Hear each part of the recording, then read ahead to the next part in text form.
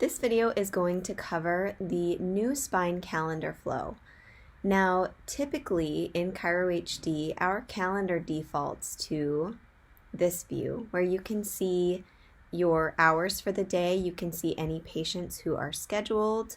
However, your calendar is going to default to the flow screen. So as soon as a patient checks in for their visit, they're going to just magically appear in the arrived column. If they are scheduled for an appointment, they will show on the left. So if you have scheduled patients on your calendar, then they will show on the left here in scheduled, and you can drag them manually over to arrived. They can also check in with their phone number at the kiosk, just like normally. So next you would add them to assigned. So you add them to their table. The doctor will adjust them, and once the note is completed, they will be marked as completed. It will take a visit off of their plan and they'll be good to go. So this is the flow screen. Pretty simple. If you need to navigate to a different day, you can also do that. But let's talk for a second about the calendar. The way that this calendar works is we have columns and we have time slots. So time slots go along the left side of the calendar and columns are along the right side. So in this clinic, I have one time slot every 10 minutes from 7 to 7:50. At 8 a.m., we open up to being able to schedule 4 patients at a time in any given 10-minute time slot, back to 1, and then at the end of the day, there are 10 time slots open. So I imagine that your calendar would look a little bit more like this. So we're going to come to provider schedule. I'm just going to get rid of all of these hours. There's another video that will go over this in detail. So I'm just going to add some hours for the sake of talking about the calendar right now.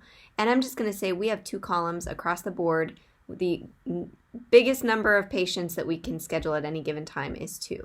And this one is a little overbooked. Looks like we scheduled an extra. So if I open that up, I can just reschedule this patient. And there we go. The most we can have scheduled at any given moment is 2 patients. And then obviously as many as come in to the clinic will just be marked as arrived, enter the flow, and be adjusted. So to schedule on the calendar, you'll simply click on the time that you want to schedule. If it's for a time in the past, it's going to give you a little error. It's also going to give you an error if you try to book in an overbooked slot. It'll let you know. So I'm going to say, yes, I'm sure. And typically it would let you know, hey, you're trying to book in an overbooked slot. Are you sure? Each appointment has its own appointment card. So once a patient is scheduled, again, to schedule, you're just going to click on the calendar. You're going to search for your patient's name and schedule that appointment. If it's a new patient, you'll click on the calendar, select new, and you'll enter the patient's information from here. Now, super important in your workflow to get that birth date and phone number entered in off the bat so that there are no delays in getting them checked in for their appointment and checked into the adjusting area. So that's scheduling a new patient.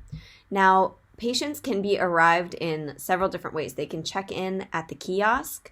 You can click on the little arrow and move them to arrived, or you can take them from on the flow screen, just from scheduled to arrived. So there are several different ways to arrive a patient. Now, every appointment can have several different statuses. Once it's scheduled, it's in the scheduled status. Arrived as walk-in, which will be 90% of your visits probably. Once the SOAP note is treated, if the note is not completed yet, it will be just marked as treated. Completed means that the patient's note has been posted, the charge has been posted, and they're ready to go. And then we also have this missed status, which obviously you won't use too much, but it will be pertinent. If a patient misses their appointment, you can mark them as missed, and it will change the little icon and turn the appointment black. You can also edit, reschedule, or cancel an appointment from here. If I edit the appointment, it's just going to let me change the appointment type, maybe the subtype, and the patient case. If I reschedule an appointment, if I reschedule, it's going to put a little box around the outside, and I'm going to navigate to the date that I want to reschedule. I'm going to click on that time, and it's going to give me a little confirmation. Now I'm just going to go back to today. So that's really the gist of the appointment cards here. If you click on an appointment card, it'll also pull up a patient on the left. So let's talk a little bit about these icons here on the calendar. We have several options here. So on the calendar itself, we have tab view and provider view. Provider view is great if you have many different providers in your office because it allows to show multiple at a time, whereas tab view, each provider has its own tab and they're listed side by side here. You have the ability to hide completed appointments or show them. So once an appointment is completed, it'll just disappear off the calendar. If I click here, it'll show all. If I click here, it'll hide the completed. So that is a preference. You can also expand overbooked intervals. So if I had more than one appointment or more than 2 appointments scheduled, it would just expand it down so I can see all of them at once. And then you have your icons. So you have your reminder status, appointment status, whether they're a walk-in, is the SOAP note completed, is the appointment missed, and then the language preference. So all of those are just icons that show here on the calendar card. Next you have split view, which you won't really use much since there's only one calendar in your clinics. You have the option to show all appointments or just incomplete appointments.